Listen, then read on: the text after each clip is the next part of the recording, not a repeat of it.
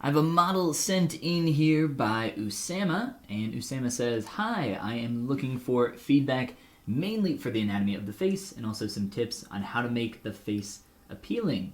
I apologize for not being word perfect in English." Well, that's no problem because I am also not word perfect in English, so no big deal. But let's take a look at how we can improve your anatomy and make your face a little bit more appealing. I have a feeling that a lot of my critique will be kind of along the same lines, but let's go ahead and dive in and kind of take a look at what we can do for some improvements. I think we should kind of go big to small first, so kind of the first real big thing that sticks out to me is your neck and exactly how long your neck is. It's pretty long, kind of getting a bit into giraffe territory, kind of telescoping a little bit. Plus, the angle kind of feels like some really bad, awkward posture.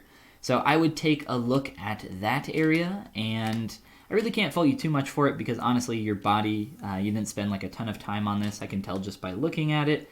But yeah, I think you could probably do this really quick by kind of just sliding your body forward after masking and just playing around with making that a bit shorter. So play around with that. The angle of your shoulders is also, we don't have symmetry on, no problem. But the angle of your shoulders is making her feel like she's kind of hunched up, and that's probably something you want to work on, just making that feel a little bit more relaxed, and paying attention to the width of your neck all the way down, as well as how this transitional area between the clavicle and just kind of this negative space between this kind of triangular shoulder girdle area. It's a very complicated area. Shoulders, arms, the way all this works is just a nightmare in my opinion. But I would take a second look at that and start to work on that area a little bit more.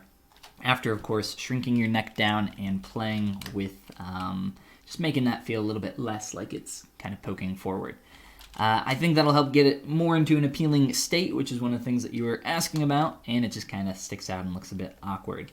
But from there, kind of talking about anatomy, you're kind of going for a stylization, so anatomy is not the end of the world. In terms of the forms that you're creating, though, I think you do have some really good stuff going on. But in general, I would say that you should probably focus on tightening up and cleaning up some of the form pretty much everywhere. If we look at your ears are probably one of your worst offenders. First, I could comment on the anatomy here. I would say take a look at another ear. I do have, let's see, I have a insert ear mesh. Let me find that really fast.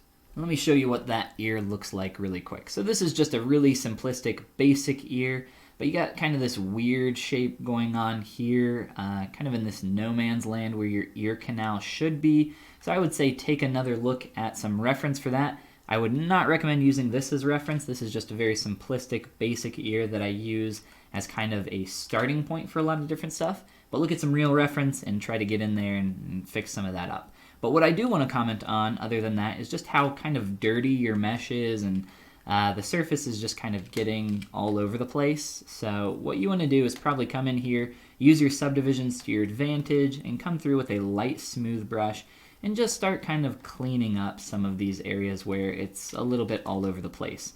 We're also going to use our pinch brush, and we'll move away from the ear because, like I said, those are a little bit all over the place. But let's look at something like this area around your brow. So the surface, you got some good shapes going on here, but the surface starts to get a little crazy right here in this secondary shape, and then it's just not as clean as we want in a lot of these other areas.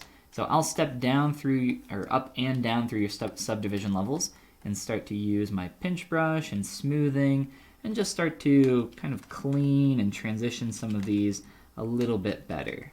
And for some additional volume in some areas, maybe we can use something like the clay tubes brush and just start playing around with some of these shapes. And hopefully with just a few strokes here and there, we can start to clean this up, and I think that's already starting to feel quite a bit better. So take the time to go through with your smooth brush, your pinch brush as well, and just start to kind of plane out some of these transitions where it's a little bit more messy, a little bit all over the place, and I think that will get you very far. You kind of have that going on pretty much everywhere. In terms of your nose, you got this really sharp, tight transition, kind of planing out the top and lower portion of the nose, but it's not really in the correct place. If we look at a nose and just kind of how the wings of the nose, the nostril kind of wraps around here, we probably want to get a little bit more of a cut in around there, as well as the nose is just kind of looking a little bit too piggly wiggly, getting a little bit too upturned. I would say play with this angle a little bit more and start to get that away from feeling too piggy. Unless that's the exact feeling that you're going for, but as you mentioned, more appealing, I think we should go for more of kind of a traditional nose. And then this plane break starts to, I think, work a bit better for what you have going on. I will change the angle of that line just a little bit there, and also smooth that out. So of course, I was mentioning that pinch brush for you to start cleaning up some of these transitional areas a bit better. I think that's feeling a lot better there. But of course, after you're done doing that, it's a more feminine face from what I can see, so you probably want to take the time to slowly soften and transition some of these shapes a bit more. So typically in a female face, even in a masculine face, we're not going to want these super hard surface, sharp turns, unless that's the exact style that you're going for. I don't think it is. So I would say, after you go through with your pinch brush and everything else planing out, come on back through and start to soften some of those transitions a bit more. Same thing down here in your lower lids. They kind of start to bubble out a little bit. So we want to really focus on our plane change here. We got kind of this maybe a little bit of a dip around here. And it's probably, I'm exaggerating this quite a bit. Let's just kind of push this in and soften it back out. And then for the actual shape of your eyelids, they're very, very thick. So I would just look at your top and bottom angle, bottom view, and start to play around with that. Oh, I can't really see with that eyelid up there. That's okay. That's not a problem. All right, but that shape's starting to feel a little bit better. Could maybe play with the curve a little bit more here, but I think you kind of get the idea. And then, let's see, down in your nose, some of the form turning and dip in here is like a little exaggerated. I don't think it looks terrible, but I would probably plane out some stuff here a little bit more just to get that feeling a little bit more towards an appealing state. Because right now you're going to get some really harsh shadows in there and it's not going to feel super great. But I think that is starting to feel a bit better, but you can still always soften that transition up a bit more. So I think that's starting to feel better. In your lips, kind of got the same stuff going on. Some tight transitions here that I would probably start to soften. I don't really like the shape of the Cupid's bow for the upper lip that you have going on. I would play around with this a bit more and maybe try to widen that shape out.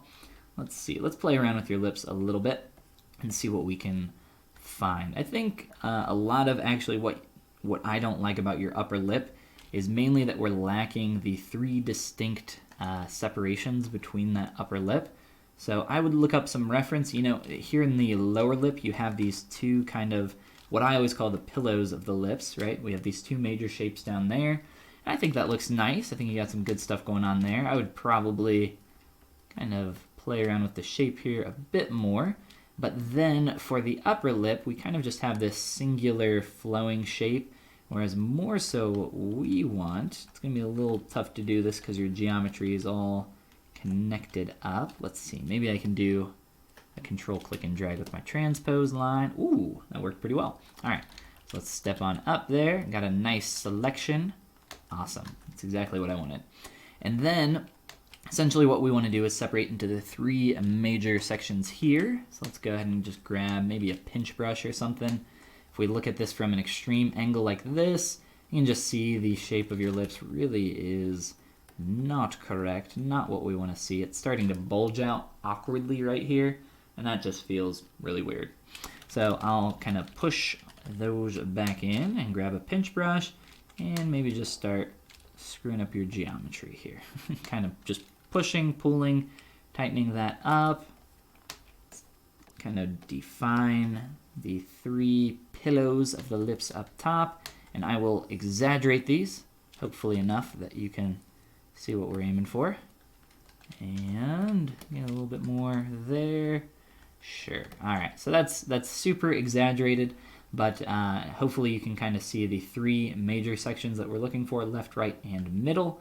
And then after you kind of start blocking that out and getting that into a better place, we can start maybe planing that out a bit more. So you can still kind of, kind of get the super strong philtrum shape that you had going on. We can maybe get that back in a little bit so we can stick to what you had before. But for the most part, I think just cleaning up this shape and defining the larger form transitions is going to be your ticket to appeal in these lips. And then for this lower lip, let's see. I want to try making that a little bit smaller here. And let's see, from the profile. I don't think it looks too bad from the profile. And let me pinch around your chin just to get this a little bit smaller through here. Whoops. I want to get a bit more of a transition and blend for those major muscular forms of the lower lips.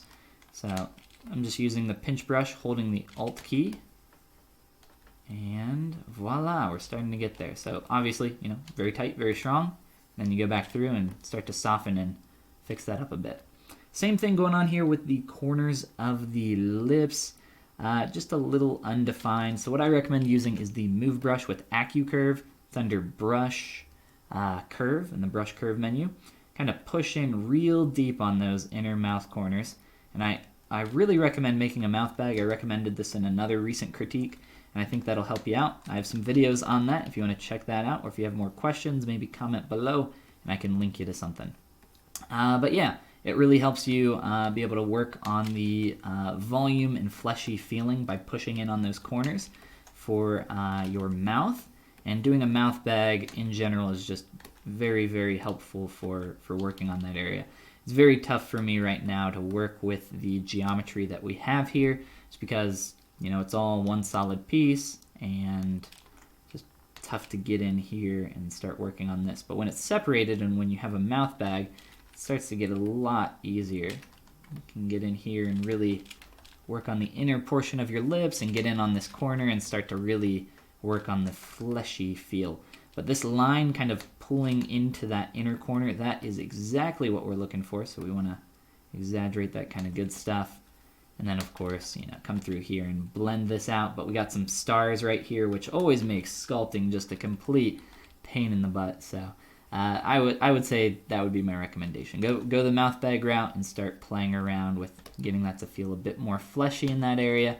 And I think that'll be kind of my last note there on the corner of the lips, or just lips in general. Let's move around here. That's kind of screwed up, but we'll leave it. And we'll move around to some other stuff. Let's see.